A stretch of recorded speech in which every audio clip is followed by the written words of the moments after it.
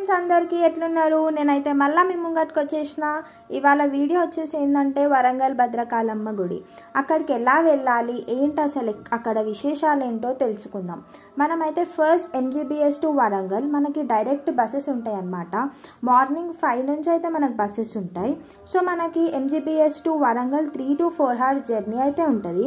So మనం హన్మకొండలో దిగగానే మనకి టెంపుల్కి వెళ్ళడానికి ఆటోస్ అయితే అవైలబుల్గా ఉంటాయి. పర్ పర్సన్కి అయితే 30 to 50 ఛార్జ్ చేస్తారు. మనం టెంపుల్ వెళ్ళడానికి మధ్యలోనే మనకి 1000 పిల్లర్ టెంపుల్ ఉంటుంది. సో మనం ఫస్ట్ టైం వెళ్తున్నాం, మనకు తెలియదు కాబట్టి డైరెక్ట్ అయితే అమ్మవారి టెంపుల్కి అయితే వెళ్ళాము. చూడండి మీరే అక్కడ లొకేషన్ అయితే ఎంత క్లాసీ అండ్ కూల్గా ఉందో. మనం ఫస్ట్ టెంపుల్కి వెళ్ళగానే చిన్ని కన్నయ్య అయితే మనకి దర్శనం ఇస్తాడు. దాని పక్కనే అయితే మనకి భద్రకాళి చెరువు అయితే కనిపిస్తుంది. రియల్లీ ఎంత బాగుందంటే ఈవెన్ వెదర్ కూడా అక్కడ చాలా బాగుంది. సో మెల్ల మనం లైన్లో వెళ్తుంటే మనకైతే ఫస్ట్ విఘ్నేశ్వరుడు అయితే దర్శనం ఇస్తాడనమాట.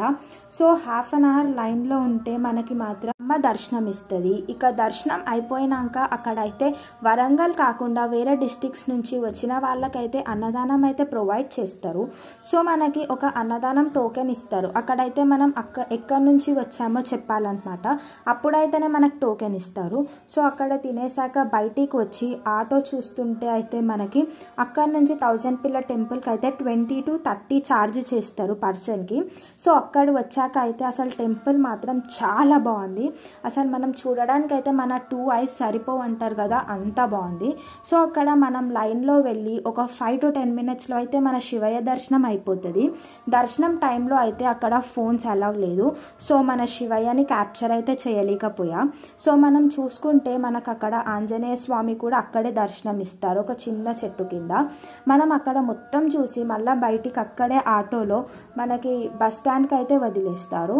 సో అక్కడ నుంచి అయితే మనం మళ్ళీ ఎంజీబీఎస్కి రిటర్న్ వచ్చి అక్కడ నుంచి మన ప్లేస్కి అయితే వెళ్ళిపోవచ్చు. సో ఇదండి ఇవాళ వీడియో. నచ్చితే లైక్, షేర్, సబ్స్క్రైబ్ అయితే చేసుకోండి. Thanks for watching.